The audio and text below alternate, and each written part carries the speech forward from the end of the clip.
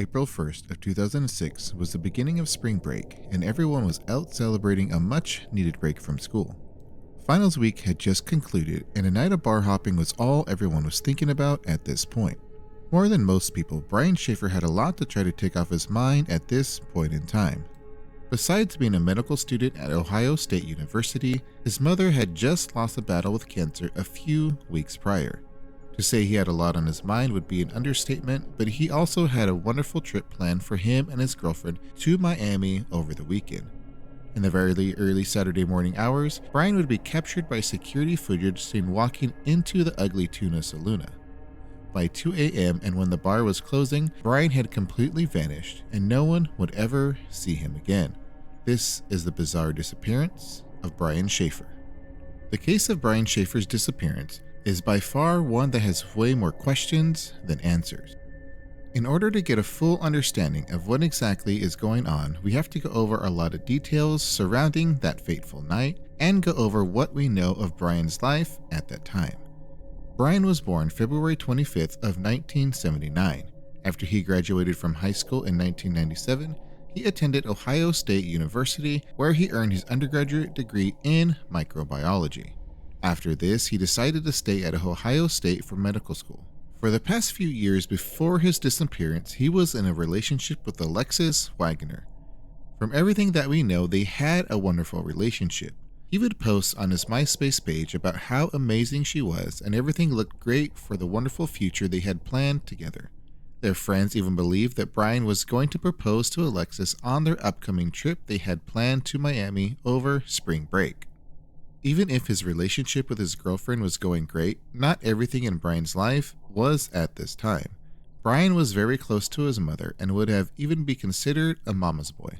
Sadly, on March 6, a few weeks before his disappearance, his mother passed, losing a battle with a rare form of cancer. Brian was devastated with the loss of his mother, but those closest to him said he was handling the situation pretty well. He was still very optimistic for the future ahead of him. Even though Brian was doing very well in school, he did have a heavy load of classes that semester and a lot of sleepless nights up studying. On that night of April 1st, Brian and his father Randy went out for a steak dinner. Randy noticed how tired and exhausted Brian looked from his long, hard week of studying for finals.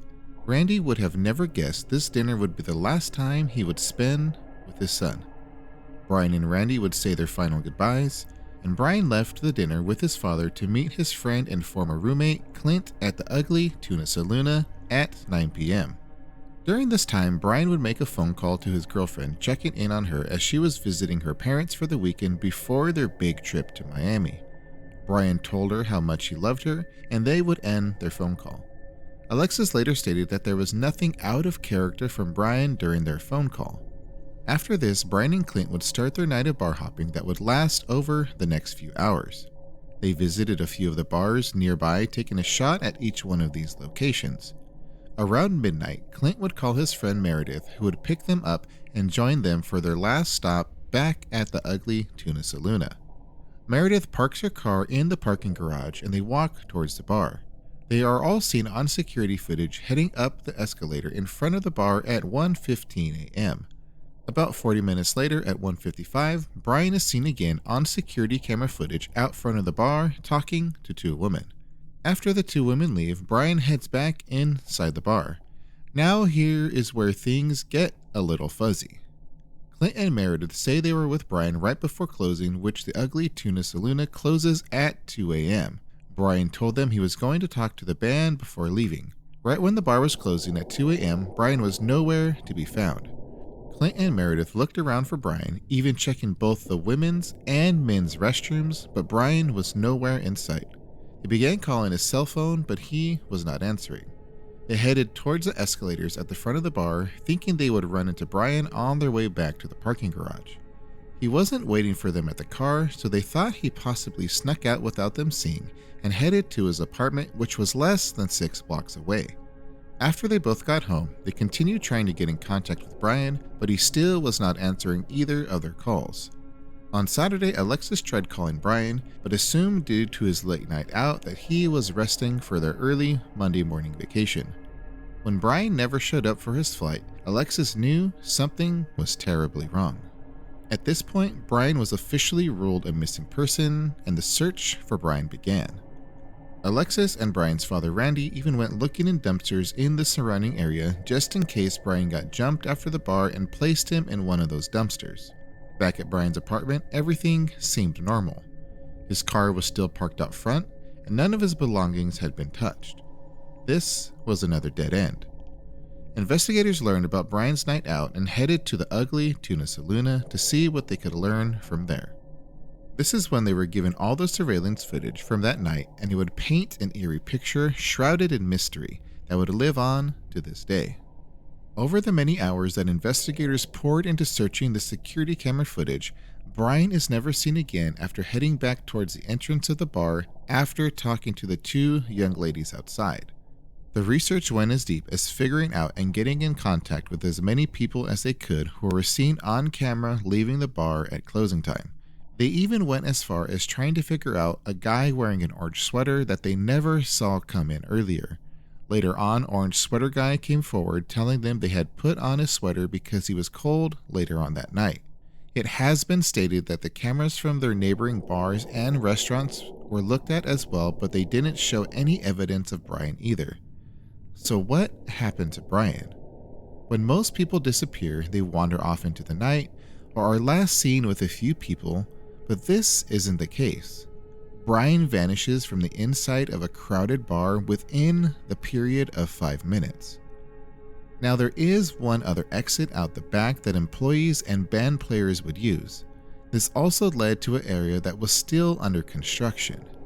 Even though this back exit door did not have a security camera watching it, the hallway leading to the door did. Police did get a hold of this footage as well, but it has never been released to the public. Why this is the case, we have never been told. During this time, Alexis would call Brian's phone every night, probably in hopes that he would one night pick up, and also I'm sure to hear his voice as well. This would continue on for 6 months, and one Friday night in September, his phone would actually start ringing. There wasn't an answer, but I could only imagine what kind of glimmer of hope this would bring to her and the family. Investigators got in contact with Singular Wireless, and they said it could have just been a glitch with the towers giving a false ring. With no real way to prove or disprove this information, this just ends up being another dead end. Sadly, on September 14th in 2008, Brian's father Randy was killed in a freak accident after a tree fell on top of him during a terrible windstorm. On Randy's online obituary, there was a comment that said, "Dad, I love you, Brian, U.S. Virgin Islands." This would send everyone in a frenzy, but the IP address was traced to a local public computer and was just determined a sick joke. Again, we are left wondering what happened to Brian that night, and all we can go off is our own speculations and theories. Now, in order to fully understand a lot of these, we have to welcome the high possibility that somehow Brian got out of that bar, either through the back exit, or he somehow went undetected through the front main entrance and somehow didn't get seen by any security camera or people. During my investigation, I did hear of an emergency exit door that didn't have a functioning alarm, but I was unable to determine if this was a possible third exit or just being referred to as the back door exit. One major theory focuses on the mental health that Brian could have been in due to his stressful schedule at school and the recent passing of his mother. Either one of two options is always paired with this. First, that he had wanted to leave and start his life over, or that it was all too much and he wanted to end his own life. The latter is most unlikely to me. Even if things weren't going great in some aspects, he did have a lot to look forward to with his girlfriend. He had the trip at the beginning of the next week, and he was very dedicated to make sure everything was perfect during that trip. He had everything planned out, and from what we understand, he was possibly going to propose during this trip as well. A ring was never found at his apartment, but he could have just been waiting to pick it up due to getting it resized, or just hadn't purchased one yet. There was no note to his loved ones, and the biggest thing, I don't think he would want to put his father and brother through any more pain than they were already going through. Now, all these points also go towards him wanting to start a new life over as well. Plus, one more point that seems to always get overlooked. There was a decent amount of money coming to Brian, his father, and his brother, so if he was going to disappear, why wouldn't he wait for that money? He was a medical student with a lot of debt, so this money would have just been an extra blessing that he could have used during his disappearance. Now, another major theory is that he accidentally got himself killed. If he did sneak out that back entrance, or was just drunkenly confused and went that way, some say he could have possibly died in that construction area. He could have fell in a crevice somewhere and had concrete poured over him. Or the workers found his body and disposed of him due to insurance costs and bad publicity. I have read tons of different angles and none of them really add up. For one, searchers went pretty extensive in that area as early as Monday afternoon and there was no evidence at all. From my understanding, the construction site wasn't as bad as people seem to make it out to be. Majority of those stores and areas were pretty close to completion besides the downstairs basement area which he would have no access to. A lot of this confusion came from an early statement saying that this area would have been hard for him to navigate in the dark even if he wasn't drunk.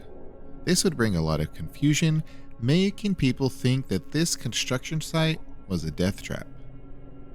Some people think he could have possibly been killed inside the bar, but again, there is no evidence to point to any sort of foul play that happened to him inside the bar. So we have to think somehow he managed to get out of the bar and onto the street, and more than likely he was just trying to head back home.